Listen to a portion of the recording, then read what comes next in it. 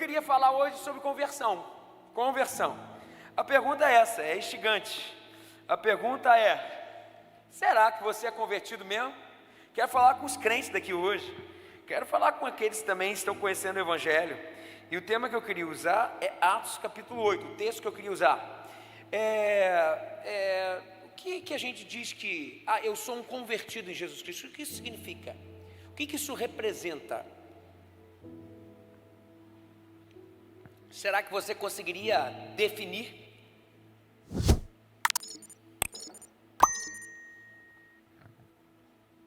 O que o Evangelho fala sobre a verdadeira conversão?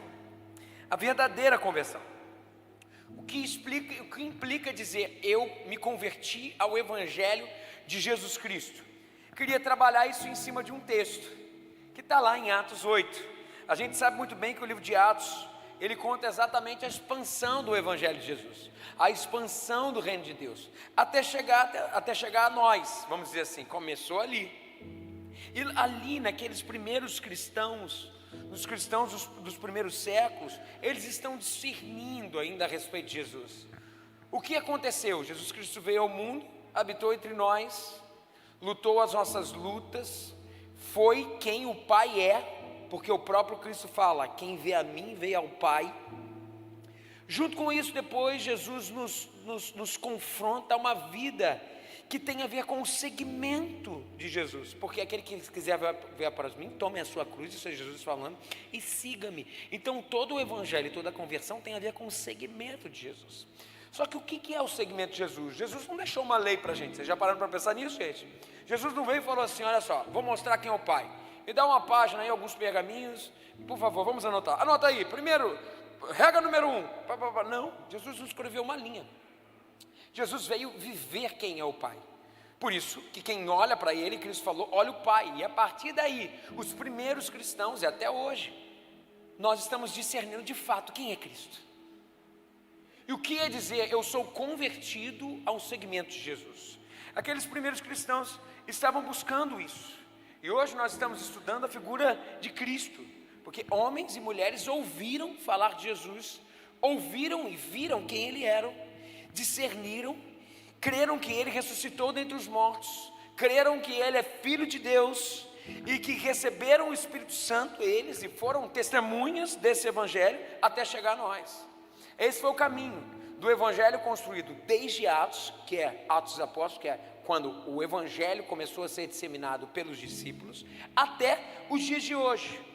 Mas o livro de Atos dos Apóstolos, ele conta também como foi aquela primeira geração de seguidores, esses que tiveram contato com Cristo. Na teologia a gente chama de querigma, né? Não é o que falaram a respeito de Cristo, mas é a teologia fonte, o próprio Cristo. Eles tiveram contato com Cristo, discerniram quem Cristo era e fizeram uma sintonia fina, que eu diria, do que é ser de Jesus e do que de fato é confessar que Jesus Cristo é Senhor meu, Salvador meu. E eles foram ganhando compreensão. E Atos dos Apóstolos conta uma história, que é essa que a gente vai ler agora, que nos ajuda a chegar às mesmas compreensões a respeito de quem é Cristo e do que um cristão diz que Cristo deve ser, que Cristo tem que ser. Atos capítulo 8, eu queria começar no capítulo 7, para a gente entender melhor o que acontece no capítulo 8. No capítulo 7, acontece um dos golpes mais difíceis do Evangelho, mas ao mesmo tempo uma das coisas mais abençoadas que aconteceu com o Evangelho. A morte de Estevão, um dos discípulos de Jesus, fez com que uma perseguição se espalhasse por toda Jerusalém e, como consequência, também por todo Israel. A consequência disso é que todos os crentes em Jesus, aqueles que tiveram contato com Cristo e confessaram Cristo como Senhor, se espalhassem e fugissem de Jerusalém. Eles seriam mortos. Fugissem. E só ficou ali, disse no início do capítulo 8, apenas ficaram os apóstolos em Jerusalém. Então os 12 ficaram em Jerusalém. O resto se espalhou, o nome disso é diáspora. Se espalharam pelo Oriente Médio. No versículo 4, aí sim do capítulo 8, nós vamos começar a leitura. Diz o seguinte: os que foram dispersos, os que se espalharam, pregavam a palavra. Ou seja, o testemunho da ressurreição de Jesus, por onde fossem. Ou seja, por onde eles fossem, eles levavam o evangelho. E contra a escritura sagrada que Filipe, um dos discípulos, chegou a Samaria. Samaria é essa terra onde inclusive os judeus tinham preconceito, você sabe muito bem.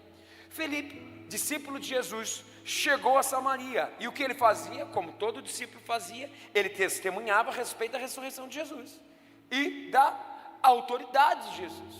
Testemunhava a respeito da ressurreição de Jesus, da autoridade de Jesus. Isso diz lá no versículo 5, que Filipe chegou a Samaria. Já no versículo 9, diz o seguinte: um homem, e aqui eu vou entrar no cerne, e na nossa personagem central hoje. O nome dele, Simão. Um homem chamado Simão vinha praticando feitiçaria durante algum tempo naquela cidade, impressionando todo o povo de Samaria. Então, Simão, o nosso personagem central hoje, era um feiticeiro. Feiticeiro, vamos tentar entender o que é feiticeiro. O que é ser um feiticeiro? Hoje nós temos muitos feiticeiros no Brasil. Por exemplo, nossas igrejas evangélicas estão cheias de feiticeiros. Muitos feiticeiros no Brasil. O feiticeiro é aquele que tem a pretensão de manipular poder espiritual. O feiticeiro é aquele que, em troca de suborno ao poder espiritual, consegue canalizar o poder espiritual para o bem e para o mal. Ele manipula, ele usa aquilo ao seu favor, e usa aquilo inclusive para, muitas vezes, tirar de. Não tem um monte de feiticeiro por aí, nas nossas igrejas? Em tudo quanto é lugar. Veja a relação do feiticeiro: manipulação de poder espiritual para usar a seu favor. Eu não sei o que você acredita, não sei o que você pensa, mas a Bíblia Sagrada testemunha claro de que há poder espiritual agindo no mundo, e nem todo poder espiritual vem da parte de Cristo. Nem todo poder espiritual vem da parte de Deus nosso Pai. Nem todo poder espiritual que age no mundo está submisso à autoridade de Jesus. Feiticeiros existem de 3 categorias. O primeiro é um mágico, aquele que faz truques no âmbito natural. O segundo é um manipulador de fato, é aquele que apenas não faz truques, mas usa isso em seu favor. É o famoso estelionatário, 171. E o terceiro é aquele que manipula sim poderes espirituais para que faça isso tudo. Tudo leva a crer que o texto que nós acabamos de ler, Simão era um feiticeiro dessa terceira categoria. Ele muito provavelmente ele era manipulador de poderes espirituais. E diz a palavra que ele era muito importante, e que todo o povo de Samaria, do mais simples ao mais rico, dava atenção a ele. Ou seja, ele era uma figura proeminente em Samaria. Todo o povo, do mais simples ao mais chique, dava atenção a eles. Então, o evangelho chega a Samaria, e chega através de Filipe. Eu estou no versículo 12. E Filipe trouxe à cidade de Samaria boas notícias a respeito do reino de Deus e do nome de Jesus. Você sabe que o evangelho quer dizer boas novas, boas notícias. É isso. E quais são as boas notícias que o evangelho de Jesus traz? As boas notícias são a realidade de que o reino de Deus e o seu nome é Jesus Cristo. Essa é a boa notícia. A boa notícia do evangelho. E Filipe anuncia a autoridade de Jesus. O versículo 12 fala, diz que os samaritanos creram na mensagem de Filipe. Então os samaritanos creram. Começou um avivamento. Os samaritanos disseram sim para a mensagem de Filipe e foram batizados. Tanto homens como mulheres. Samaritanos é igual a todo mundo, é ou não é? Inclusive o próprio Simão. Olha aqui, o próprio Simão, feiticeiro, creu, foi batizado, passou a seguir Filipe, e por toda parte, observando Filipe, vendo como Filipe agia, vendo os grandes sinais, vendo os grandes milagres, vendo as maravilhas realizadas por Filipe, em nome de Jesus. É óbvio que era por Jesus, mas instrumentalizando Filipe.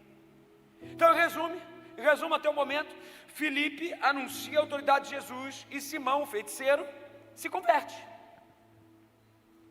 Você imagina, Numa cidade como Samaria, um ilustre feiticeiro, alguém que todo mundo conhecia, se converte. É uma notícia que se espalha rápido. O feiticeiro se converteu. O feiticeiro se converteu. Hashtag, só que não. Mas diz no versículo 13, que Simão foi batizado e passou a seguir Filipe por toda parte, e acompanhava maravilhado o que Deus estava fazendo através da vida de Filipe. Os sinais, os milagres, as maravilhas. Eu poderia dizer aqui assim, olha a descrição perfeita a respeito de alguém que se converte. Em primeiro lugar, crer que Jesus Cristo é o Senhor, ok? Ele é o Filho de Deus vivo. Ele crê que Jesus é o Senhor dos senhores, isso ele creu. Em segundo lugar, o feiticeiro deu testemunho público da sua fé. Ou seja, ele foi batizado. E naquele tempo, batismo é diferente da gente. Não estou dizendo que o nosso não vale não, mas batismo era um ato de plena e extrema convicção. Porque quando a pessoa ia ser batizado, ele antes de descer as águas do batismo, ele gritava para que todo mundo visse: Jesus Cristo é o Senhor. Antes dele ser batizado, ele falava: Jesus Cristo é o Senhor, para que todos ouvissem e todos vissem. O que isso quer dizer? Uma sentença de morte. Por quê? Vocês sabem muito bem que aquela região era dominada pelo Império Romano. E César, que era o governador de Roma, do Império, ele não apenas se autodenominava uma figura política, mas ele se autodenominava também uma figura teológica, nem religiosa, porque não era uma religião, mas teológica. César se autodenominava representante de Deus na terra. O que quer dizer? Que se alguém gritasse, Jesus Cristo é o Senhor, o que as entrelinhas falam? Que César não é Senhor coisa nenhuma. Então aquele cara já estava sentenciado à morte a partir dali. Eu não estou falando de qualquer confissão que Simão, o feiticeiro, fez. Ele gritou, Jesus Cristo é o Senhor. Então Simão, feiticeiro, creu, foi batizado e passou a seguir Filipe por toda parte. Passou a ir no grupo de estudo bíblico do Filipe. Passou a visitar hospitais com Filipe. Pregou na conferência da Assembleia de Deus. Pregou na conferência da Presbiteriana. Pregou na conferência da Batista. Ele viu sinais, prodígios, viu isso tudo. Ele inclusive caminhou com Filipe. Viu coisas incríveis que o Espírito Santo fez. Simão creu. Simão foi batizado. Simão foi discipulado. Mas lembre-se, Simão é um feiticeiro. Então é um homem acostumado a manipular poder espiritual. Ele tem esse costume. E ele ouve que há um poder acima de todos os poderes. O nome de Jesus. E ele vê o que o poder esse poder manifesta em Filipe.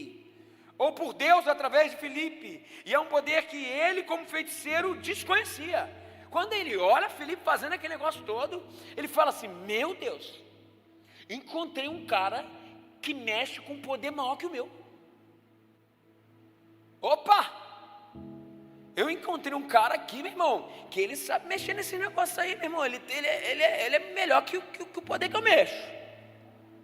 Então ele crê, ele é batizado, ele é acompanhado por Filipe, ele é discipulado, e Simão, claramente, ele crê, batizado, discipulado, é um crente. Hashtag, só que não. Vamos continuar a história. Então, a igreja de Jerusalém envia Pedro e João para saber como o evangelho estava sendo feito em Samaria. Por quê? Isso era muito comum na igreja do primeiro século. Vocês lembram o que aconteceu em Antioquia, quando o evangelho se espalhou por causa da diáspora, que eu falei no início, os crentes se espalharam. Então, por causa da perseguição, o evangelho se espalha, e a estratégia para eles consolidarem igrejas sólidas a respeito de quem Cristo era mandar pastores que tinham consciência para saber se a coisa estava acontecendo do jeito que tinha que ser. Em Antioquia, por exemplo, mandaram Barnabé. Para a igreja de Samaria, eles enviaram o primeiro escalão, Pedro e João. E quando Pedro e João chegaram lá em Samaria, eles estenderam as mãos sobre aqueles que creram. no testemunho de Filipe, eles estenderam as mãos e começaram a orar por eles. E aquelas pessoas receberam uma imersão no poder pela ministração do Espírito Santo de Deus. Agora você imagina o que foi, o que é uma imersão. Eu estou falando de culto pentecostal, galera. Eu estou falando, imagina aquela coisa mesmo. João, Pedro levantaram a mão e eles começaram a orar e as pessoas começaram a ser, você chame como você quiser, batizada no Espírito, cheia do Espírito. Não estou aqui para falar de teologia, só sei que as pessoas começaram a ser cheias do Espírito. E ali, algumas falavam, eu imagino, algumas falavam em línguas, outras profetizavam, outras se arrependiam, confessavam os seus pecados publicamente, outras se ajoelhavam diante do Deus Todo-Poderoso, sabe, toda aquela santa folia que o Espírito Santo produz quando Ele resolve chegar chegando sobre nós. Agora você imagina aquela cena, porque estavam ali os cristãos que tinham conhecido através do testemunho de Filipe quem Cristo era. Junto deles estava quem, gente? Simão, o feiticeiro. Opa! E olhou aquele negócio todo, aquela bagunça, aquele negócio, meu Deus, o que está acontecendo aqui? E falou assim, cara, isso é demais, meu. Pô, isso é demais, cara. Eu nunca vi um negócio como esse. Os poderes espirituais que eu estava acostumado a manipular não passam perto disso aqui, cara. Isso aqui é maravilhoso. Se com Filipe já era bom, pô, meu irmão, com Pedro e João agora subiu o nível. Esses caras são demais. Então, Simão feiticeiro se aproxima de Pedro. Versículo 18. Vendo Simão que o Espírito era dado com a imposição das mãos dos apóstolos, agora vem, gente, olha o que aconteceu. Vendo Simão que o Espírito era dado com a imposição das mãos dos apóstolos, ofereceu dinheiro e disse-lhes, dê-me também esse poder, para que a pessoa sobre quem eu puser as mãos receba o Espírito Santo. Olha, a motivação é legítima. Ele também quer impor as mãos para as pessoas receberem o Espírito. Mas ele se atreve a perguntar, quanto custa, Pedro?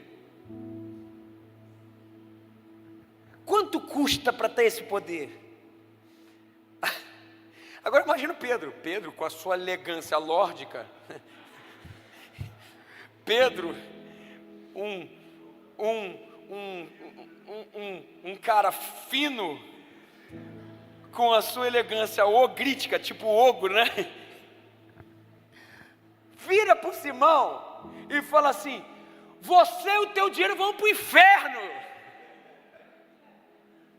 É isso mesmo que aconteceu. Olha o que acontece no versículo 20, pereça com você o seu dinheiro, morra você e o seu dinheiro. Você pensa que pode comprar o dom de Deus com dinheiro? É isso que Pedro fala. O que ele está falando é, você não tem parte, nem direito algum nesse ministério, porque o seu coração não é reto diante de Deus.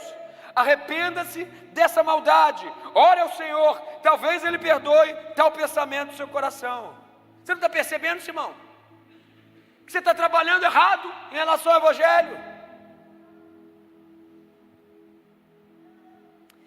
E essa contundência de Pedro é que nos diz o que é verdadeira conversão. Eu só tenho um ponto para trabalhar com vocês, gente. E é esse que eu vou falar agora. A verdadeira conversão não é trocar de Deus. A verdadeira conversão é trocar de lógica. A verdadeira conversão não é trocar de Deus. A verdadeira conversão é trocar de lógica. É possível que alguém creia que Jesus é a maior autoridade do universo. Ok, e é mesmo. Participe de um ritual público para dizer eu creio nisso. Comece a participar numa célula da igreja, ser abençoado e fazer bem, viver bem aqui na igreja, e fique encantado todo domingo com as celebrações, e saia chorando daqui, sendo tocado, e esteja indo para o inferno. Por quê? porque trocou de Deus, mas não trocou de lógica. Isso é, não nasceu de novo, só trocou de Jesus, só trocou de Deus, perdão. Não passou pelo que o texto bíblico fala a respeito do que é a verdadeira conversão, não passou pela metanoia, mudança de mente, mudança de consentimento, de consciência. Essa pessoa, antes de aceitar, de trocar de Deus, no seu Deus anterior, sabe, relacionava-se com a divindade X, a divindade Y, e você pode dar um monte de nome aí. Eu vou falar inclusive uma delas, Mamon, força de poder, e outras divindades, que não cabe falar. Relaciona-se, compromete-se, sacrifica-se, vive com esse poder espiritual, uma relação de troca. Eu me dou, eu me entrego, eu sou fiel, eu dou de mim, eu dou do meu dinheiro, eu dou o meu trabalho voluntário, eu dou minha música, eu dou meu jejum, eu dou minha corrente de oração, eu compro o favor de Deus, mas eu espero algo em troca, sabe? Eu negocio, eu quero comprar, porque eu sou dedicado, eu comprometido, eu me julgo merecedor, eu me julgo virtuoso, eu me julgo melhor do que os outros, porque eu sou dedicado, sou legalista, sou moralista, cumpridor de minhas obrigações para com Deus, e para com o meu ídolo, para com minha entidade. Aí alguém vem e diz assim para mim: Jesus tem um poder maior para você. Jesus tem um poder maior do que esse Deus aí que você está servindo. E aí eu deixo meu ídolo, eu deixo a minha divindade e passo a seguir Jesus. Mas eu venho seguir Jesus com a mesma cabeça que eu segui o ídolo, do que eu sabia seguir outra coisa. Então eu trato Jesus como um ídolo. Eu não mudei, meu coração não mudou, minha mente não mudou, minha postura não mudou, minha relação com o outro não mudou. E o que mudou? A única coisa que mudou em mim foi a mudança causada pela minha conveniência, pelo meu interesse e o meu egocentrismo de ter um poder maior ao meu serviço. Foi isso. Ou seja, eu não estou me entregando a Jesus, eu estou ativando um poder maior para o meu benefício. E eu não vivo na lógica da graça de Deus, eu vivo na lógica do mérito, eu vivo na lógica da compra, eu vivo na lógica da negociação, eu vivo na lógica da transação, eu vivo na lógica do suborno da divindade. Isso não é conversão, não é. Tem gente que só mudou de Deus, mas não mudou de lógica, e se torna idólatra de um ídolo chamado Deus. Calma, eu vou melhorar. Quero aplicar alguns testes com vocês. Contar uma história, e eu vou mudando a história à medida que eu vou contar. A história é de uma criança pequenininha, e ela ama iogurte. Mas só que o pai e a mãe, sabendo que tem que ela ama iogurte, ela come todos os iogurtes de casa, não pode deixar num lugar onde ela consiga botar a mão. Então o que eles fazem? O pai bota o iogurte em cima da geladeira. Aí um dia a criança acorda e ela está doida para beber um iogurte, e o pai está assistindo televisão. E quando o pai está assistindo televisão, a criança chega e fala assim: caramba, quero tanto iogurte, o que eu vou fazer? Já sei. Aí o pai está lá, ela chega por trás do pai, aí faz um carinho no pai assim, aí fala assim para o pai: pai, já te falei como eu te amo, pai. Pai, você é o melhor pai do mundo, pai. Pai, você não tem noção, pai. Eu nunca vou namorar na vida, só quero você. Pô, daí tu ganha o pai, né? O negócio dele, tu ganha o pai. Eu só quero você. Aí ela abraça o pai e fala assim: pai, você pode para mim pegar o iogurte que está ali na geladeira? Sabe, gente, a criança sabe que o pai controla o iogurte, ela sabe disso. E o que ela faz? Tenta manipular o pai para conseguir o iogurte. Vê se você não se encaixa em alguma dessas histórias que eu estou falando. Esse é um teste. Eu agrado ele e ele dá o que eu quero. Essa falsa conversão nos coloca numa relação com Deus em simples termos de causa e efeito. Eu dou, recebo. Eu dou, recebo. Eu dou, recebo. E se obedecemos aos mandamentos de Deus, Ele nos abençoa. Ou seja, Deus é aquele que pega o iogurte na prateleira. Para que serve Deus? Para pegar o iogurte na prateleira. Então eu não me relaciono com Deus, eu me relaciono com o iogurte. Ele é só o meio pelo qual eu acesso o iogurte. Sabe, então o nosso papel é agradar Ele, para Ele fazer o que a gente quer. Infelizmente eu tenho uma péssima notícia para você, que é convertido a esses moldes. Você não se relaciona com Deus, você se relaciona com um pote de iogurte, numa prateleira alta, e usa Deus para alcançar o que você quer. Simão, mago. Simão, feiticeiro. Isso na Bíblia tem um nome. Sabe qual é o nome disso? Idolatria. E sabe qual é o seu ídolo? Sabe qual é o seu ídolo? A vontade de Deus. É isso que você quer, manipulá-la. A vontade de Deus. O relacionamento não tem fim no próprio Deus, tem fim em você e no proveito que você pode tirar dessa relação. Te falta Deus, cara. Te falta Deus. A mesma historinha, só vou mudar agora. O pai está lá, vai lá, o que o pai está assistindo na televisão? Da Atena? Não, Deus não assiste da Atena, não é possível. Ele está lá assistindo alguma coisa na televisão. Daqui a pouco chega o filho. E o filho se lembra que ele quer o iogurte, óbvio. O iogurte está lá na geladeira, lá em cima. E ele quer aquele iogurte. Como é que eu vou fazer para pegar o iogurte? Caramba, eu preciso de alguma coisa, eu preciso pegar esse iogurte. Já sei, lembrei. Eu lembrei que o meu pai me deu um presente. Pô, meu pai me deu um presente. Eu tenho, é meu, ele me deu. Já sei, vou chegar no meu pai e vou falar: pai, trouxe um presente para você. Toma aqui meu presente. Mas isso aí parece ser mais ridículo ainda, né? Porque o presente é do pai, mano. O presente que deu foi o pai. Então olha só, toma isso aqui, sabe, o brinquedo. Chega a ser ridículo. Como que eu vou ter algo do meu pai barganhando com o próprio brinquedo que ele me deu? Que coisa ridícula. Vê se você não se identifica com alguma coisa nisso, na tua história aí, na tua vida. As pessoas nessa falsa conversão usam Deus como um banco de investimento. Eu desejo as bênçãos, eu desejo os presentes de Deus, mas eu não estou particularmente interessado nele. Eu quero os seus presentes. E o que está no centro aqui, sabe o que é? É o consumo. É engraçado que eu barganho com o que o próprio Deus me deu. Então é dele, pô. Se ele me deu vida, Senhor, eu estou te servindo, saúde, a saúde foi ele que deu, cara, você não está entendendo. Ah, não, eu venho aqui, boto o dízimo aqui, afinal de contas, se eu não botar meu dízimo aqui, o devorador vai pegar, daí eu vou gastar na farmácia. Meu irmão, essa falsa instrumentalização da relação com Deus faz com que a gente produza crentes que se relacionam com Deus com letra minúscula, totalmente adoecidos. Adoecidos.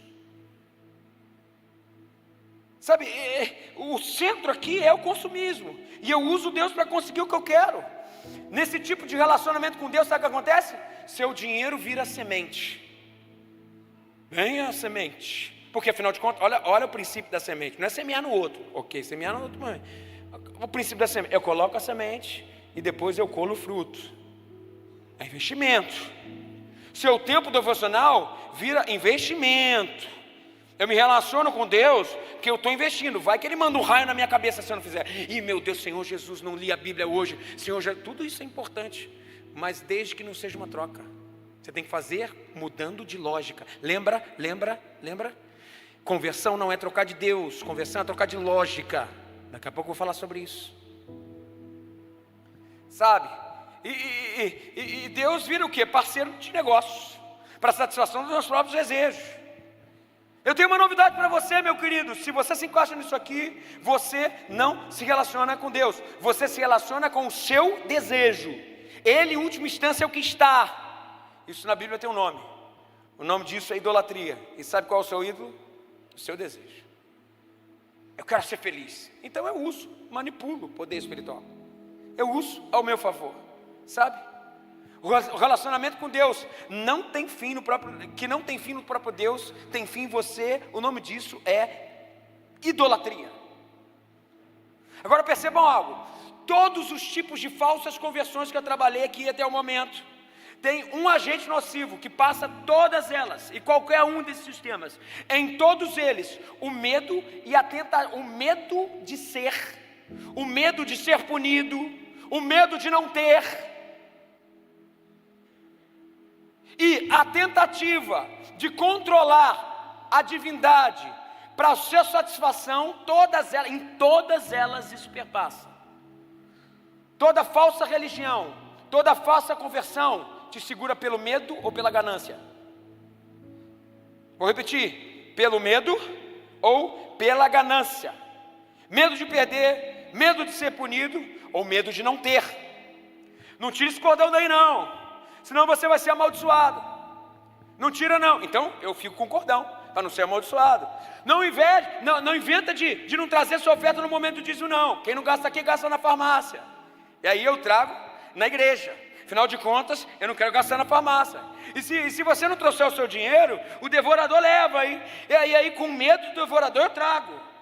Ah, meu filhinho está tão doente, já sei, porque eu não cumpri com as minhas obrigações para com Deus. Sabe, quando o evangelho não muda de lógica, gente, ele nos adoece. Nos adoece. Presta atenção nisso que eu estou falando. Se Pedro estivesse aqui hoje, ele com certeza falaria assim: ah, peraí, tu acha mesmo que dízimo garante o favor de Deus para você e para tua família? Seu Deus é desse tamanho?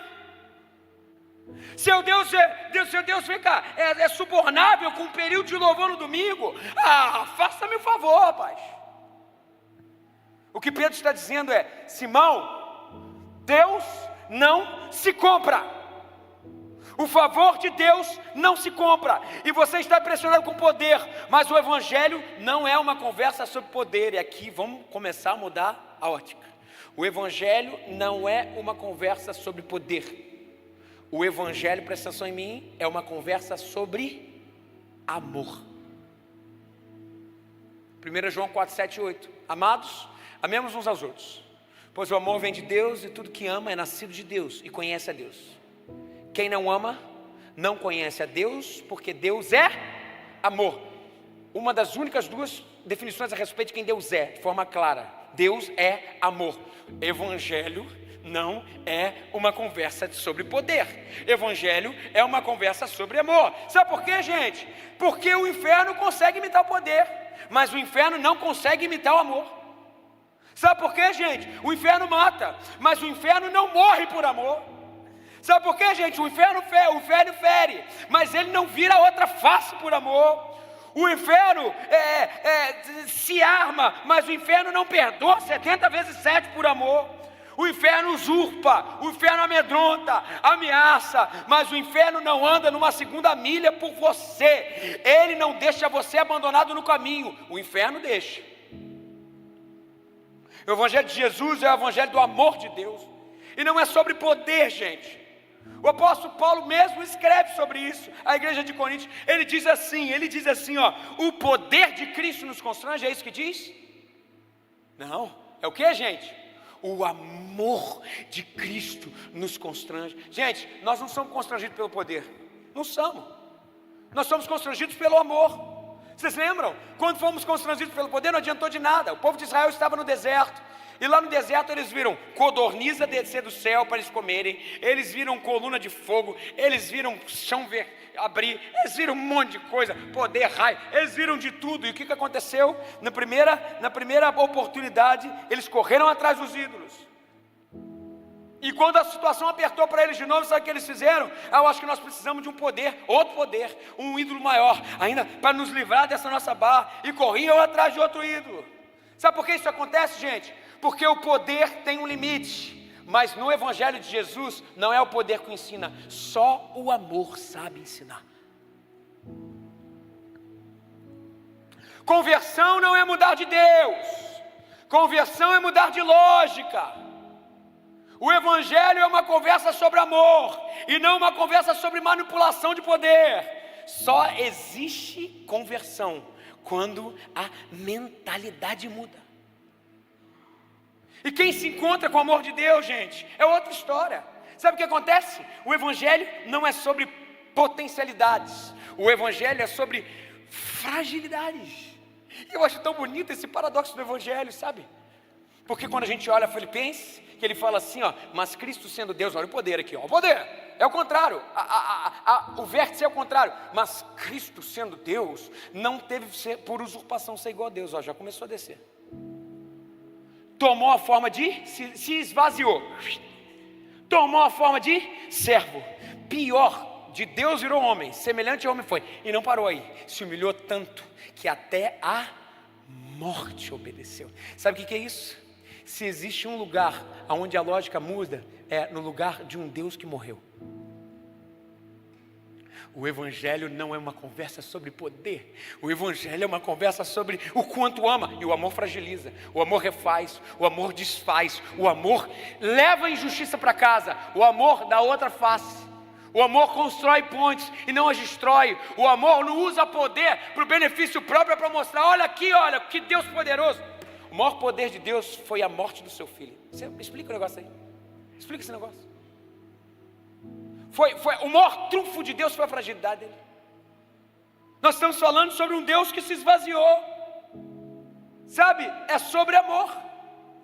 Conversão não é mudar de Deus, é mudar de lógica.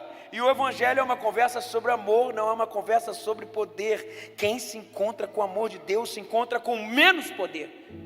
Sabe por quê? Porque o grande trunfo de Jesus foi o esvaziamento. Romanos 5, versículo 8 diz o seguinte: mas Deus prova o seu amor para conosco. Aonde Ele prova o seu amor? Em que Cristo morreu. Em que Cristo morreu por nós, sendo nós ainda pecadores. Então, gente, olha só, nós não estamos no ramo da magia, não. Nós não estamos no ramo da manipulação de poderes em favor próprio, da barganha com Deus. Nós estamos no ramo do esvaziamento. E aqui a gente morre por amor. A gente espera o quê? Deus fulmina aquele povo. Não, não vou fulminar não, sabe o que eu vou fazer? Eu vou morrer por ele. Nós estamos no ramo, não é do poder, é de quem morre. É de quem leva desaforo para casa, é de quem ama a despeito da injustiça, é de quem faz o Cristo crucificado, o Cristo crucificado, ressurreto novamente através de quem somos. Presta atenção nisso. Domingo, outro dia meu filho chegou e falou assim, para alguém, eu estava falando sobre trabalho, seu pai trabalha o quê? Trabalha o quê? Meu filho chegou para outro e falou assim, meu pai só trabalha no domingo.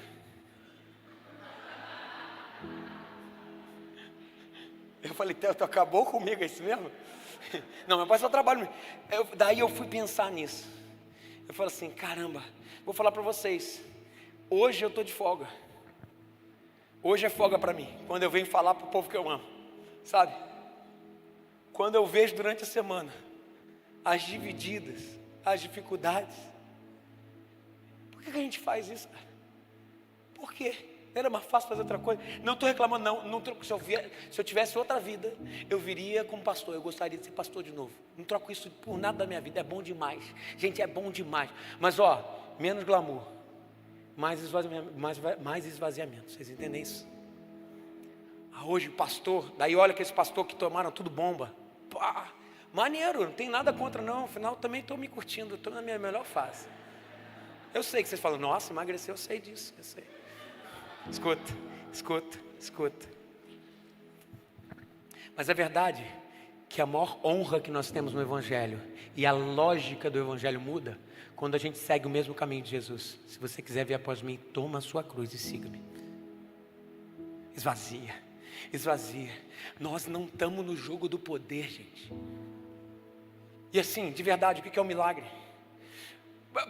O cara ressuscitou o morto. Vamos pegar Jesus que ressuscitou lá o Lázaro. Ressuscitou Lázaro, que benção. Onde é que está Lázaro hoje? Vou dar uma notícia e você vai ficar de cara agora. Morreu. Sabe por quê? De novo. Sabe por quê? Porque o sinal só aponta para Cristo. E quando eu olho para Cristo, Ele está crucificado. Isso. Tem gente aqui de verdade. Vocês não sabem da luta que eu sofro com isso. Pregar o Evangelho de Jesus todo domingo, todo domingo, todo domingo, a mesma coisa todo domingo. E tem gente aqui no nosso meio que ainda é feiticeiro, que ainda está no ramo do poder e não está no ramo do amor, no ramo da graça de Jesus, está ainda barganhando com a divindade, está ainda falando, é isso aí, eu vim aqui por causa disso, Senhor, ajuda minha família. Não estou dizendo que não possa ser isso não, mas no final das contas, eu quero te desafiar hoje a viver uma experiência que você tira o iogurte dali, ó, e só vê o pai no sofá. Você entende isso? Tira o iogurte. O teu Deus não é o iogurte, cara, tu tem que entender isso. Vocês estão entendendo a metáfora, pelo amor de Deus? Ou seja, não é, em última instância, se você usa Deus para levar para lá, você não está adorando a Deus, você está usando aquilo que você quer, adorando aquilo que você quer. Nós estamos no reino do esvaziamento, gente. Sabe, é o reino do amor. É isso que Jesus falou. Mas Deus prova o seu amor para conosco em que Cristo morreu por nós, sendo nós ainda pecadores. É isso. A gente está no ramo de quem morre. A gente está do lado de quem se padece. A gente tem que estar do lado de quem se sofre, mas por amor. A gente está do lado de quem a gente ama, onde não tem mais nada. No meio dessa relação, sempre quem está nessa relação é eu, Jesus crucificado, e também glória a Deus pelo poder de Deus, ressurreto ao terceiro dia. Jesus não nos redimiu manifestando o seu poder. Ele se redimiu, Ele nos redimiu manifestando a sua fragilidade. Jesus não nos redimiu manifestando o seu poder. Preste atenção nisso que eu vou falar. Jesus, quando chega em Pilatos, que podia o absolver, ele diz assim: Pilatos, você que é o rei dos judeus? E Jesus fica quieto. Gente, era o filho de Deus ali. Jesus poderia fulminar Pilatos, mas ao contrário, Jesus se cala. Jesus se cala e Pilatos fala assim: você sabe que se você falar eu posso inclusive absolvê-lo? E Jesus continua se calando. Sabe por quê? Porque ele sabia o que o esperava. Cruz, não era cruz apenas, mas a redenção.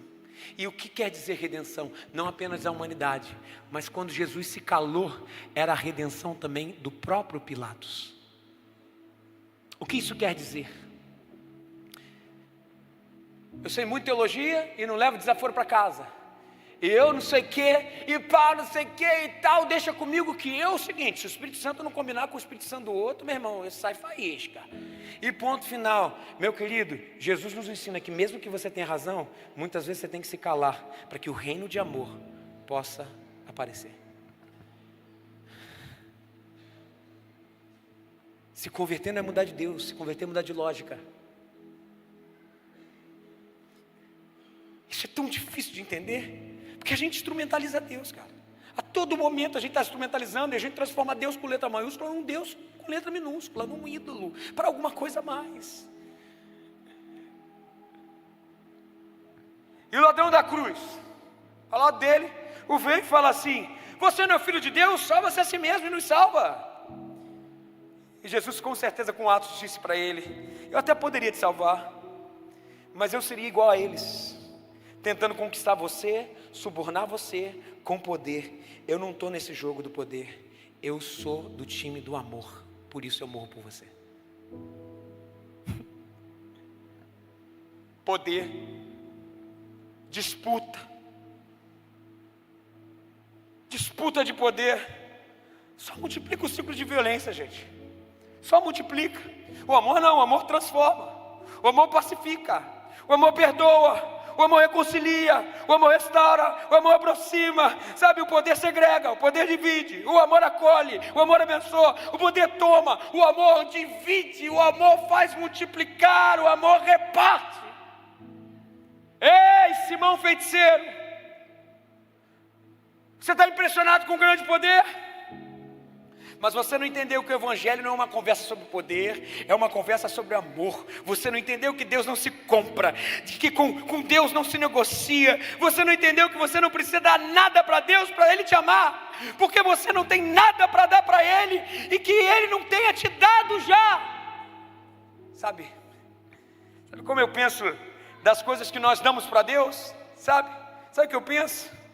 É que nem eu ganhando presente dia dos pais das crianças. Fui eu que comprei. Vocês percebem como é ridículo o que a gente faz? Eu só quero denunciar essa falsa conversão, cara. É ridículo. É ridículo esses sistemas de barganha. É ridículo. Se a gente entender que o Evangelho não é uma proposta de vida boa, é uma proposta de vivência abundante. Ou seja, eu não instrumentalizo, Ele é o final, e Ele é o início. E nele é como se, ontem eu vi o Iago aqui, que estava no batismo das 11, eu vi o rapaz, o esposo da Marcela. Cara, eu não sei o que aconteceu.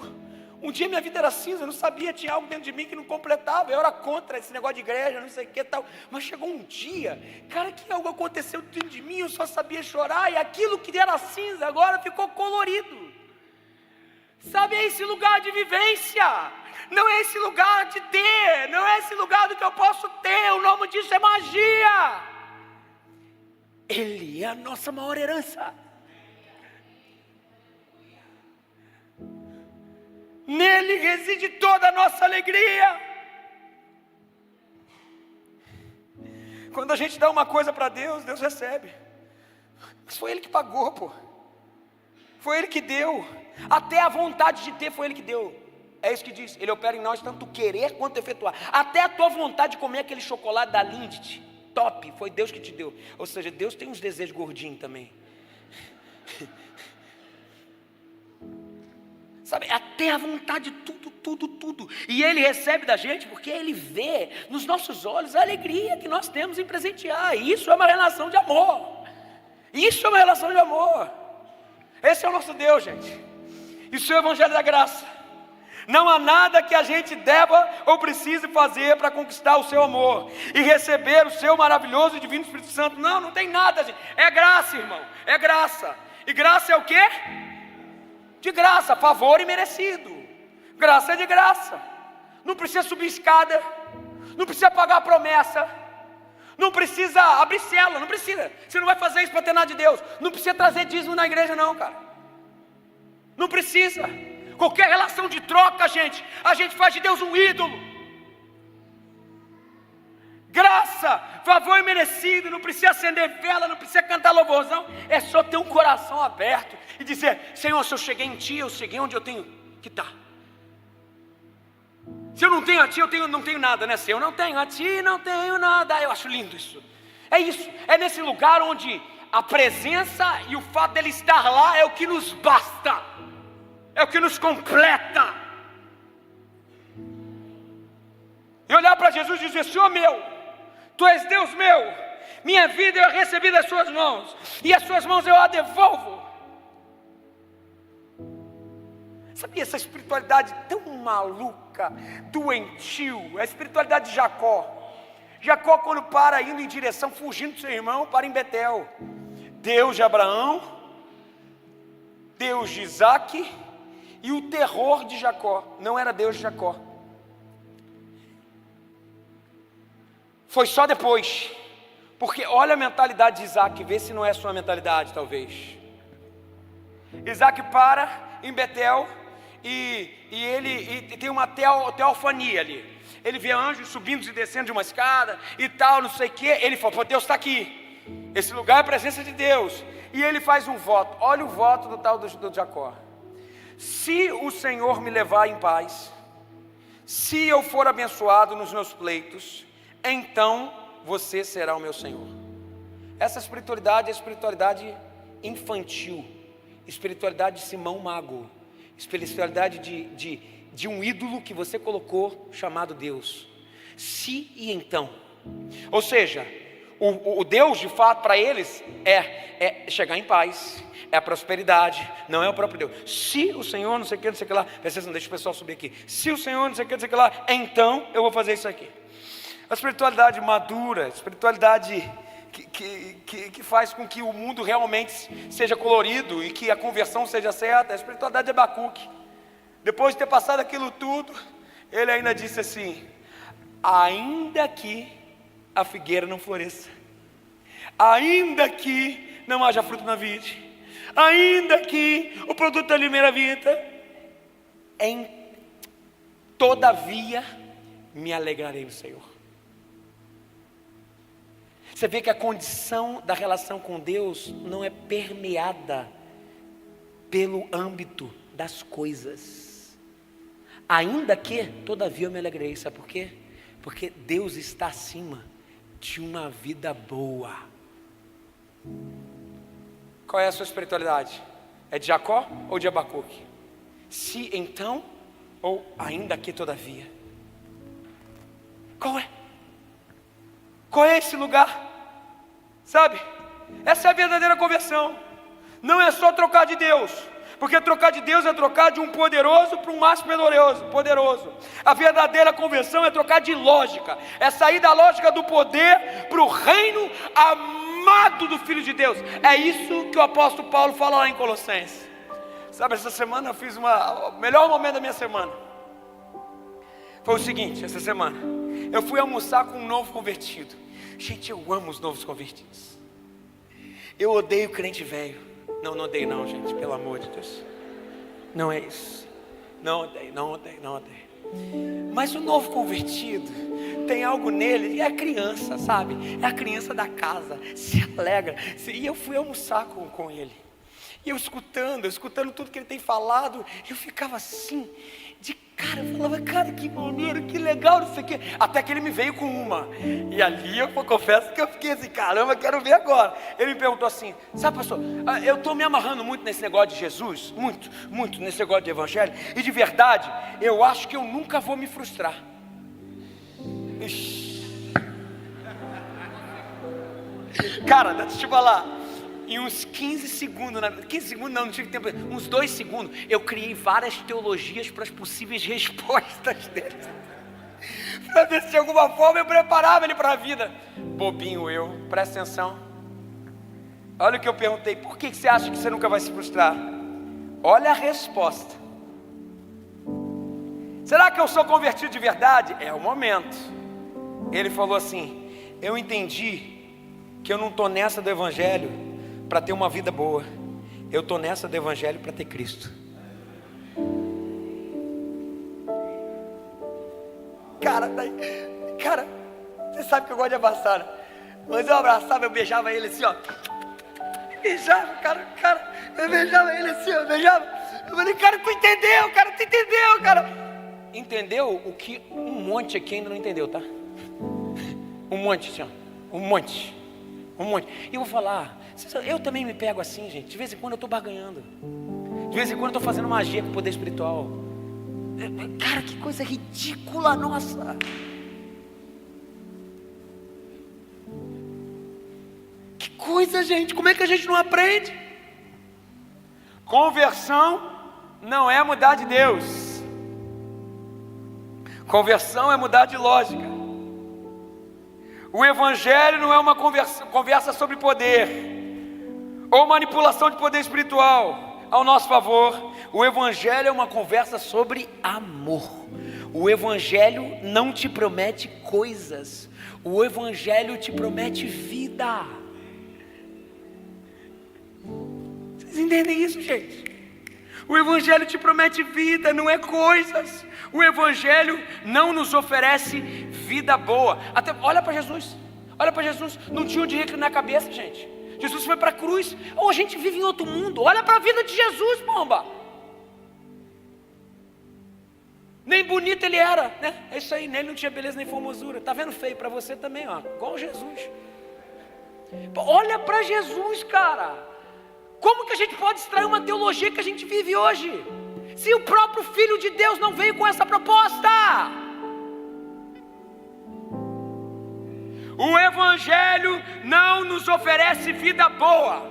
O evangelho nos oferece vida abundante. É diferente. É quando Cristo é o centro e nele encontramos e ressignificamos o sentido de prazer.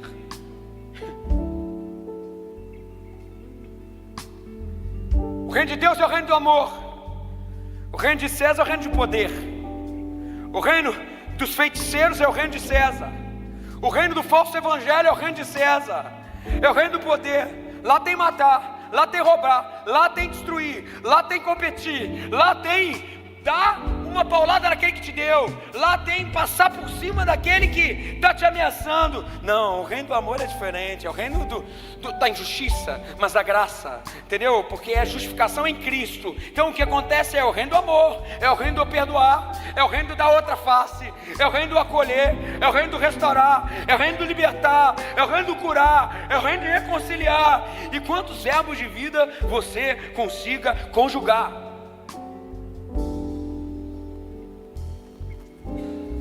A aplicação, 2. E eu termino aqui. Em primeiro lugar, você é convertido ou só trocou de Deus?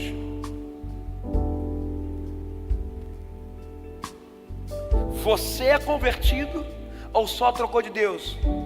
Será que teu Deus é um pote de iogurte, cara? Para com isso. O pai está no sofá, cara. Vai fazer um carinho nele. Vai buscar o sentido da vida de fato naquele que pode te preencher. Será que na relação com o pai é só apenas uma forma de você conseguir pegar o iogurte que está lá em cima da geladeira? No nome de Jesus, a minha proposta hoje é: se renda ao verdadeiro evangelho. Viva uma relação de amor com Deus e não com o que Ele pode te dar. Fique de pé no seu lugar. Eu queria que a gente cantasse essa canção agora, mas vem cá, eu queria que fosse uma oração, como você nunca fez. Eu quero que você fale: Pai, entre mim e você não tem iogurte, só tem o Senhor. É isso que a gente vai fazer. Vamos cantar? Eu quero ser como criança. Pode fechar o seu olho agora e falar isso para o Senhor. Te amar pelo que és, voltar à inocência, voltar à inocência e acreditar em Ti. Mas às vezes sou levado pela vontade de crescer, torno-me independente e deixo de simplesmente crer.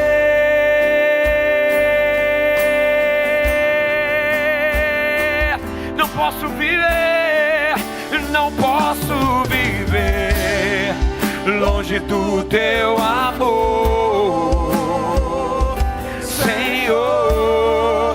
Eu não posso viver longe do Teu afago, Senhor.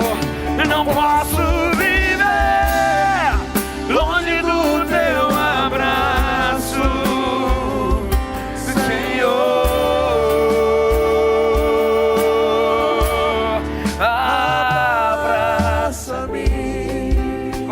Senhor.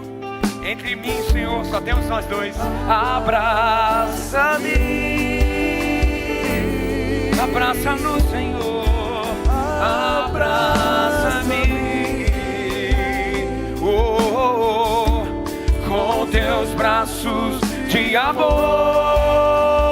Pode dizer isso de novo. Abraça-nos, Senhor. Abraça-me, abraça-me,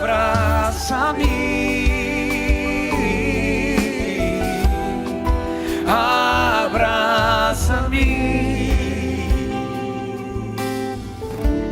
com Seus braços de amor. A pergunta é uma só. Eu quero te fazer uma pergunta. Você quer hoje começar uma vida nova com Cristo no centro? Talvez eu fale para alguns falsos convertidos aqui que colocaram o paco de iogurte. Mas não estou falando apenas com isso. Eu estou falando com todos que querem começar uma vida nova com Jesus aqui essa manhã, tendo Ele como centro e a relação dele como o único motor que nos catalisa para frente. Esse é o seu caso? Você quer começar uma vida nova com Jesus? Então feche seus olhos nesse momento, abaixe sua cabeça. Vou te pedir, repita, não precisa botar para fora, fala no seu coração. Diga assim: Senhor Jesus, sou falho. Senhor Jesus, eu quero sair desse negócio de barganhar com divindade. Eu quero Ó Senhor, entra no meu coração, muda, faz tudo novo. Assim eu oro, no nome de Jesus, amém. Você continua de olho fechado, de cabeça baixa. Se você orou comigo, levanta sua mão bem lá no alto agora para eu ver. Deus abençoe, Deus abençoe, Deus abençoe, Deus abençoe, Deus abençoe, Deus abençoe, Deus abençoe. Mais alguém aqui? Mais alguém? Deus abençoe você. Lá debaixo da galeria, alguém? Deus abençoe. Debaixo da galeria tem alguém? Levante sua mão onde você estiver. Glória a Deus. Lá em cima na galeria ainda não olhei. Deus abençoe você. Eu estou vendo você, meu amigo. Mais alguém aí na galeria? Que Deus seja louvado. Tem alguém aqui afastado do evangelho que hoje está voltando? Pô, eu estou afastado. Ó, sim, eu estou voltando. Levanta sua mão onde você estiver. Você está afastado, está voltando. Glória a Deus, que movimentação gostosa que a gente tem aqui nesse lugar. Alguém, Deus abençoe. Eu estou vendo você lá na galeria, meu querido. Seja bem-vindo de volta, cara. Você é da família, bom demais. Alguém aqui debaixo da galeria está voltando para Jesus hoje? Glória a Deus. Todos que levantaram suas mãos, levantem lá no alto agora, todo mundo. E aí a gente vai orar. Levanta isso, todo mundo. Se você está do lado de alguém aí, me ajuda aí, ó, para dar um abraço nessa pessoa, isso. A gente quer dar um abraço nessa, isso. Abraça ele, não abraça só uma vez não, fica do lado dele lá, cara. Isso, Josué, fica do lado dele aí, Josué. Isso aí, pronto. Vamos orar. Ei, antes de orar, olha para mim aqui, olha para mim aqui. Gente, olha só. Eu espero que essa manhã tenha sido uma manhã de conversão nossa. Para toda a igreja, amém?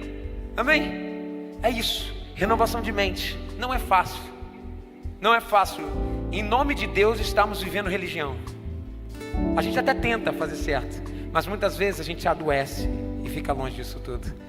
Que o Espírito do Senhor te renove hoje e que Cristo volte a ser o centro, sem nenhum penduricalho de iogurte. Que Ele seja a nossa maior herança. Senhor Jesus, obrigado por essa manhã. Obrigado por esse poder. Senhor Jesus, muito obrigado, Senhor, pelo sim desse povo. Eu quero dedicar esse povo a Ti agora, Senhor. São Teus servos. E que eles sejam totalmente inundados com a Tua presença. Que eles ganhem raiz no Teu Evangelho. Senhor, eu venho te pedir agora, Senhor, pela Tua igreja que está aqui, Senhor. Nós não queremos um Deus que não seja o Senhor. Nós tiramos do trono a nossa vontade. Nós tiramos do trono, Senhor, o que a gente pode arrancar do Senhor. E nós colocamos o Senhor. Nós não queremos ser como Simão. Nós queremos ser como o próprio Cristo que se esvaziou e foi as últimas consequências por amor. Ajuda-nos, Senhor, a vivermos o Teu Evangelho. Ajuda-nos, Senhor, a vivermos a Sua vontade, Senhor. Tira e dissolve de nós tudo aquilo que não vem de Ti. Nós não podemos viver sem o Senhor. A Ti seja a honra, seja a glória e o centro. E que o Senhor nos abençoe e nos guarde. Que o Senhor faça resplandecer o Seu rosto sobre nós e tenha misericórdia de nós. E que o Senhor sobre nós levante o Seu rosto e nos dê a paz. E assim nós oramos no nome de Jesus. Amém.